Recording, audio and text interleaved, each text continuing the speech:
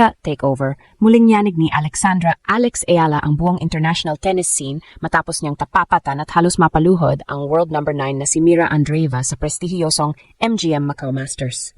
Ang laban na ito ay hindi lang basta isang exhibition match, kundi isang malakas na statement na ang ating Pinay Pride ay handa na talagang sumabak sa elite circle ng WTA. Gulat na gulat ang buong Russia dahil imbes na isang madaling panalo para sa kanilang prodigy, isang matinding hamon ang bumungad sa kanila na nagpakita ng tunay na kalibre ng Pinay power. Ipinakita ni Alex na ang kanyang kasalukuyang ranggo bilang world number 53 ay hindi lang basta numero, kundi resulta ng kanyang world-class na disiplina at determinasyon sa bawat court na kanyang tinatapakan. Sa katunayan, sa parehong sets ng kanilang paghaharap, nagawa pang makuha ni Alex ang 2-1 na abante, isang bagay na bihirang magawa ng mga manlalaro laban sa isang top 10 star gaya ni Andreeva. Ramdam ang tensyon sa loob ng Macau Forum dahil sa agresibong estilo ni Alex na tila walang bahid ng takot o intimidasyon sa harap ng isang world-class opponent.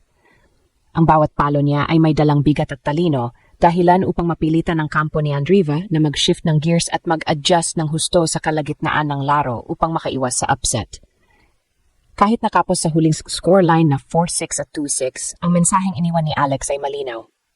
Ang agwat sa pagitan ng Pilipinas at ng mga reyna ng tennis sa mundo ay halos maglaho na. Ang kanyang performance ay nagsilbing babala sa lahat ng top players na may isang bagong banta mula sa Southeast Asia na kailangang seryosohin sa bawat tournament. Ito ay simula pa lamang ng mas matitinding laban at sa ipinakitang gilas ni Alex, nakuha niya hindi lang ang respeto ni Andreeva, kundi ang atensyon ng buong tennis world na ngayon ay nakatutok na sa kanyang bawat hako. Sa gitna ng kumukititap na mga ilaw ng Macau Forum, isang makasaysayang tagpo ang nasaksihan ng buong mundo ng tennis. Bagamat itinuturing na isang exhibition match ang MGM Macau Masters, ang intensity na ipinamalas ni Alexandra Alex Ayala laban sa world number 9 na si Mira Andreeva ay malayo sa isang simpleng laro. Marami ang nag-akala na magiging walk in the park lang ito para sa 18 anyos na Russian prodigy na si Andreeva, pero nagkamali sila. Mula sa unang palo pa lang, naramdaman na ng buong Russia na hindi basta-basta ang makakaharap nila. Si Alex Ayala, na kasalukuyang nasa world number 53, ay pumasok sa court na may dalang beast mode mentality. Pitpit ang kumpiyansa mula sa niyang pagkapanalo ng ginto sa SEA Games sa Thailand. Ang simula ng unang set ay talagang nakakamangha dahil agad na nakuha ni Alex ang 2-1 lead. Sa puntong ito, hindi lang ang mga manood ang nagulat, kundi maging ang coaching staff ni Andreeva. Makikita ang pagkabigla sa mukha ni Mira dahil hindi niya inaasahan ang agresibong pag-atake ng ating Pinay. Ang mga heavy ground strokes ni Alex ay tumatama sa mga tamang sulok at ang kanyang service returns ay punong-puno ng puwersa na tila ba sinasabi niyang, narito na ako sa elite level.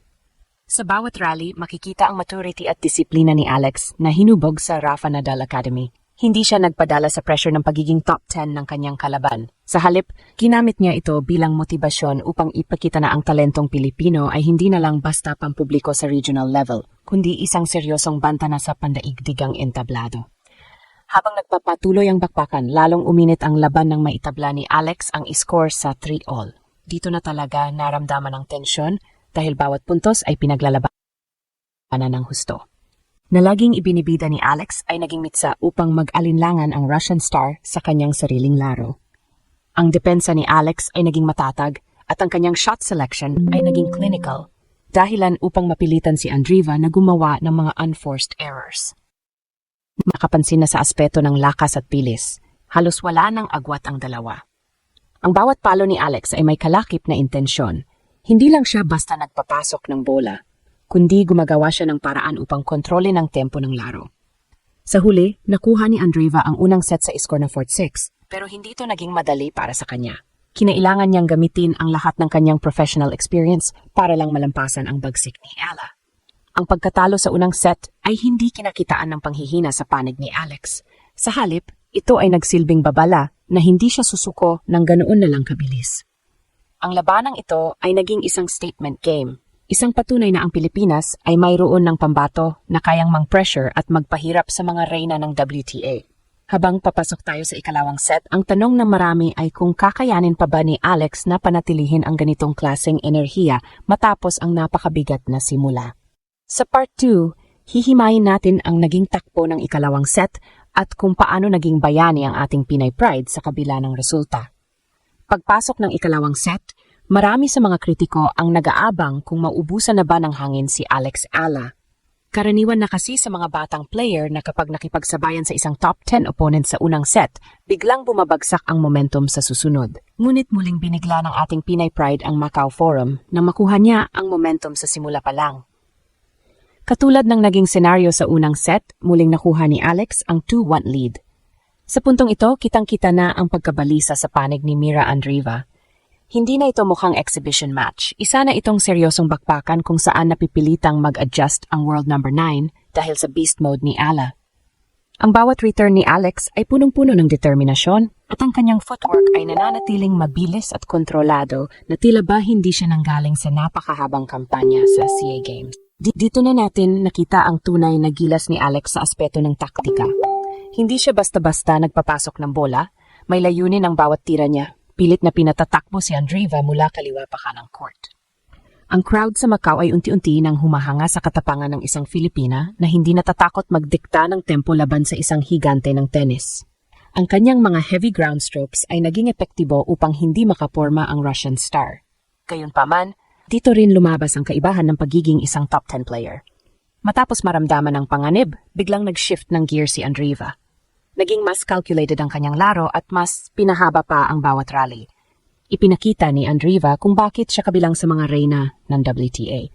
Mula sa pagiging agresibo, naging mas clinical at pasensyoso ang kanyang laro. Pilit na hinihintay ang pagkakataon na magkaroon ng maliit na butas sa depensa ni Alex. Habang si Alex ay sinusubukang panatilihin ang bilis, ang karanasan ni Andreeva sa mga high-stakes na laban sa Grand Slams ang naging bentahe niya. Unti-unti niyang sinara ang mga pagkakataon para kay Alex at pinilit ang ating pambato na gumalaw ng mas malayo sa court. Sa kabila nito, hindi naging one-sided ang laban.